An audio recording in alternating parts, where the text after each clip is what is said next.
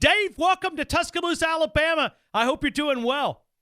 Doing great. Yeah, sitting out here in Houston, getting ready to go to head down to some media obligations down in the city of Houston. Good to be with you, man. It's a ho-hum day in Tuscaloosa, I'd imagine. You guys are number one again in the recruiting class. I mean, it's got to be it's like hitting it down the middle of the fairway every time. I think it happens every time for Alabama. Yeah, this is 7 straight for Nick Saban. I mean, that's crazy, but I mean, you know how it's done. I mean, you've went through this process. If you can go out and recruit, it's the catalyst for your program. Absolutely, yeah, and Nick's as good as there is, obviously. And he the thing that's impressive about him, and I know you want to move on to some Falcons football. The thing that's impressive to me about Nick Saban is his ability to move on to the next year, and it doesn't take him long. After the disappointing loss to Clemson, you can bet that within maybe 24 hours, certainly when any longer than 48 hours, he'd moved on to 2017, and I think that's what makes him the best in the business. Well, he even said it today. I mean, somebody asked him a question about something about what are you doing earlier today or what have you been doing? Because his class was pretty much locked in. He's got 16 early enrollees. He said, I've been calling 2018 prospects and offering them scholarships. I mean, that's what you're just explaining.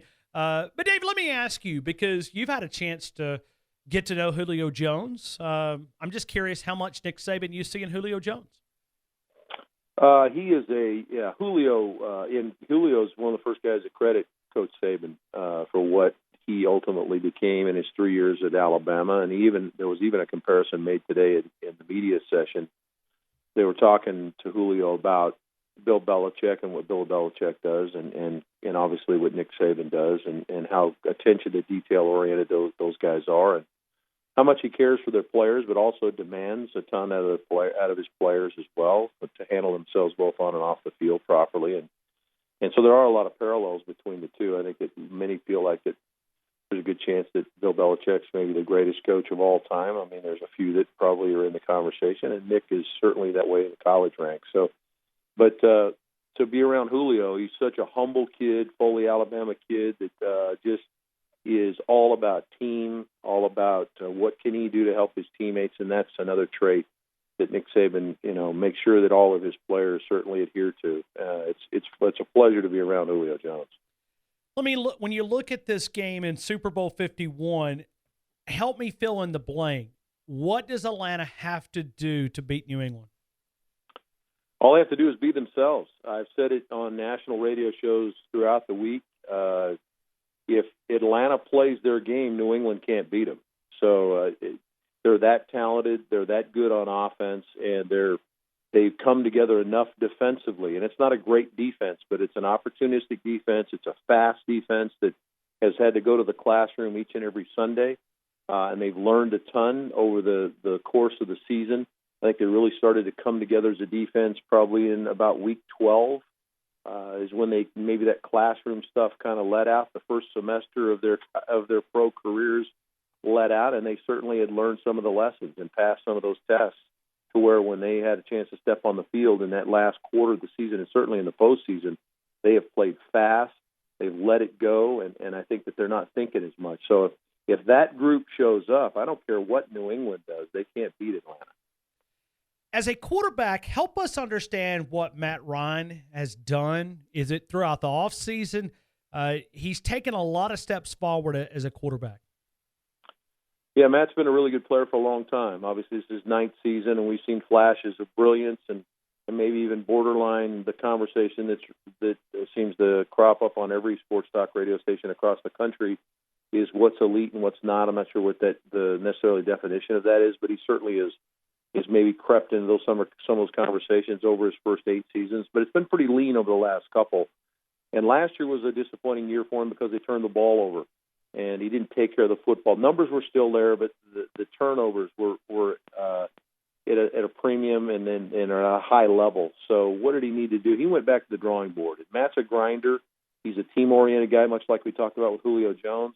Went back and looked at his footwork, reviewed every one of his tapes, spent some time trying to work on some arm techniques to maybe define some areas to strengthen your arm, do some of those type of things.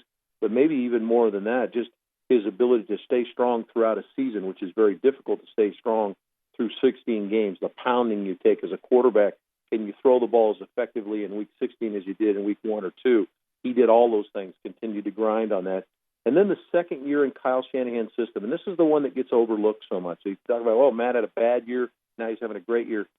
You have a system that's pounded in your head for 4 years, or you really tried to absorb for 4 years under Dirk Cutter, and a new guy comes in. And now you've got to flush that system out of your mind as a quarterback, which is the hardest position to play in sports, in my opinion.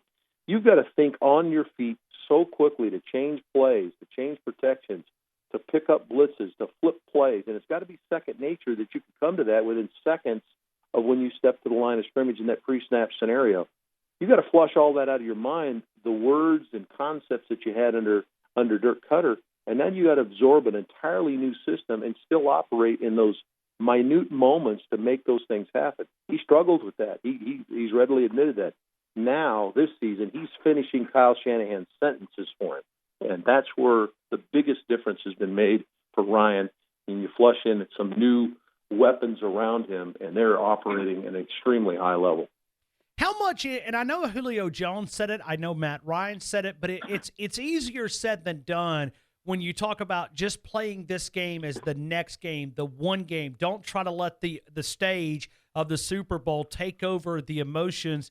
How hard would that be, really? I mean, it's easier said than done. Help me address that for a minute.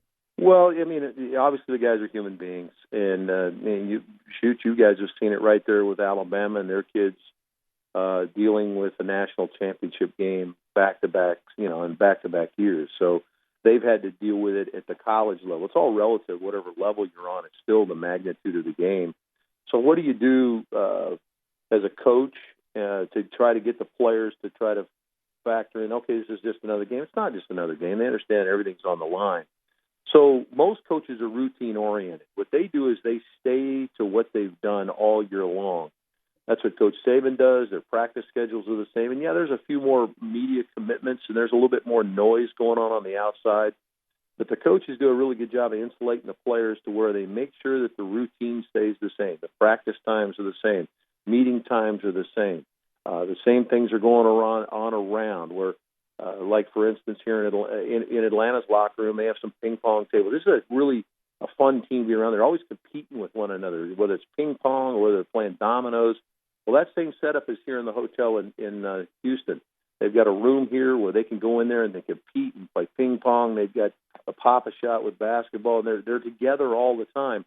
And that's the same routine they had in Atlanta. And that's what good coaches do. That's what Quinn's done. And this is a really tight unit. And I don't think they're going to let the outside distractions bother them. Yes, there's going to be the bright lights and all that kind of stuff. They know what stage they're on. But they also know they have a chance to be champions. We're talking to Dave Archer right now. He's the color analyst for the Atlanta Falcons that you can hear right here. We are in Tuscaloosa, and we're one of the great affiliates. Let me say this, and I know that when I listen to you and Wes, it just seems like you guys have fun in the broadcast booth. I mean, that comes across on the air, and I don't know if a lot of people have said that, but I mean, when you're listening to the broadcast here or across the Atlanta Falcon network, it comes out through the speakers that you guys are truly having fun in that booth.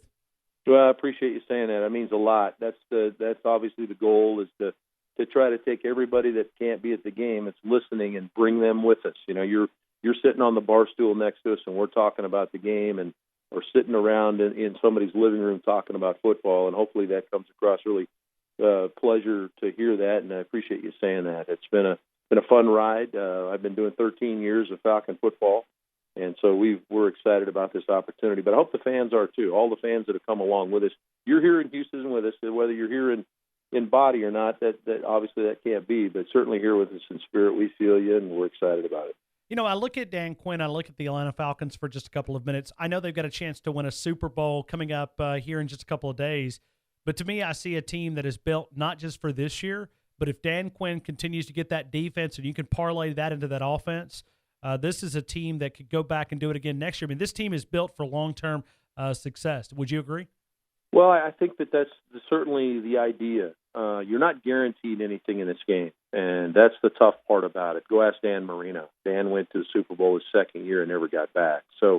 And he had a young group around him with the March brothers and all the people that played with him in Miami. So nothing's guaranteed. I think Coach Saban, we talked about how great he is, and he would be the first guy to tell you, you're not guaranteed anything. You got to go earn it.